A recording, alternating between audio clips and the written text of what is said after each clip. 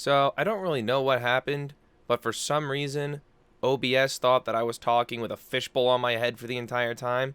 I don't know why. I didn't change anything. I didn't tweak any settings.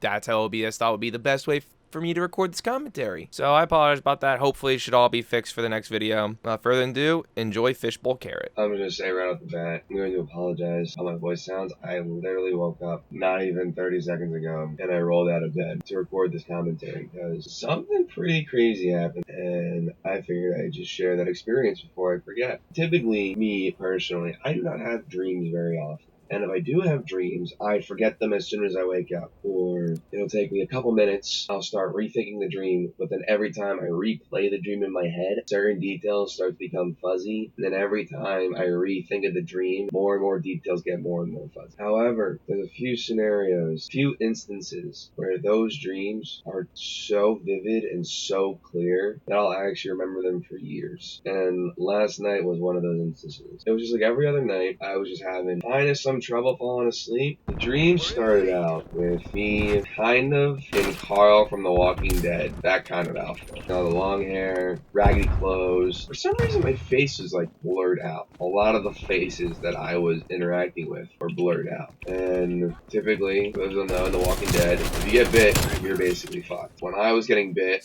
by whatever was attacking me, whether it was zombies or ghouls, or I would get bit, but then I would keep running, kind of like how it works in Resident Evil. Hear the chomp, hear the bite and everything. I would still try to get away from whatever I was trying to escape.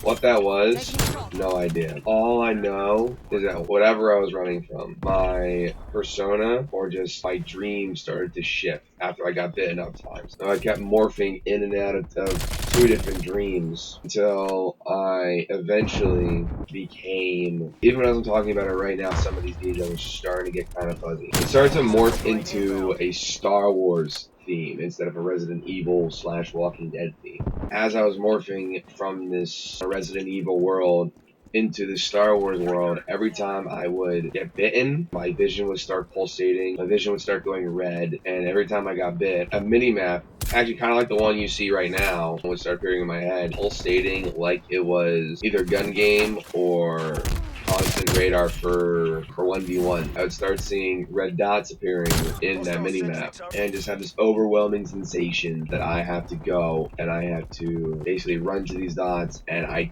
don't know if it was attacking them. I just had this urge that I would know that I had to go to these red dots and I had to complete my mission. And I didn't realize it at the time, but when I was doing those missions, I thought I was doing something good, when in reality, I was doing something bad. What I thought were hostiles, and maybe they were zombies or just some sort of entity that were just bad, and I knew I had to get rid of them, I completely forget. There was at least like 3 or 4 instances where I was over by these red dots. Literally, it felt like I was just playing gun game. And I didn't start questioning it until one of the red dots that I was running to was Chancellor Palpatine. I know a trick that he was using was to basically use his lightning. Anytime that I would attack him with what I thought was a metal pipe, he would use the lightning. It would redirect off of him and start hurting people around me. And I guess I channeled some sort of, technique through, anger at the time or whatever. I forget honestly how, but I ended up defeating him. And then I realized that that pipe that I was using ended up being a lightsaber. The iconic red crimson lightsaber, the Sith Yellow.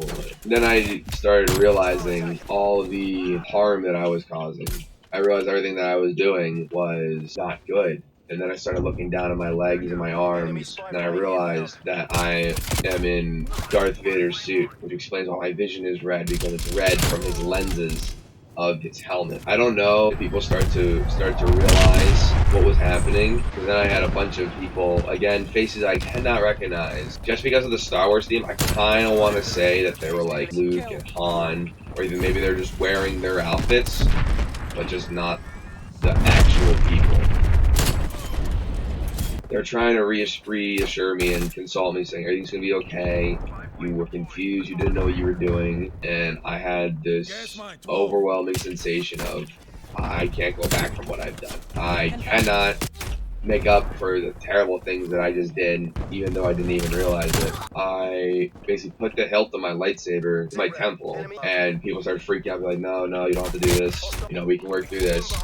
and all of a sudden I just remember igniting it, but I was still conscious, like I didn't like instantly die. I ignited it, I felt the pain, I felt the heat of the lightsaber, but I was still conscious. After I ignited it, I was still standing, realizing what happened, but then I was like at peace with it, because I guess it felt like I made amends for all the terrible things I did. It was really weird. And then after I deactivated the lightsaber, then I just fell down like a sack of potatoes. And I can even still remember how I fell down. Deactivated the lightsaber, my head whipped to the direction that the lightsaber retracted to, and then I remember my torso twisted, my legs became noodles, my torso fell to the ground, and then when my torso hit the ground, my legs kicked up in the air, and then they twisted over. My left leg was on top, it twisted over my right leg, and then my right leg went underneath my left leg. It's like my torso was kind of like slunched over the ground, like my right arm was on the ground, but my left shoulder was like slung over, and my eyes were still open. I could still see everything that was around me, almost like I was in sleep paralysis. I remember vaguely, but after a long amount of time, I think somebody came up to me. I don't know what they were doing, checking out, see if I was okay or what happened. I just had this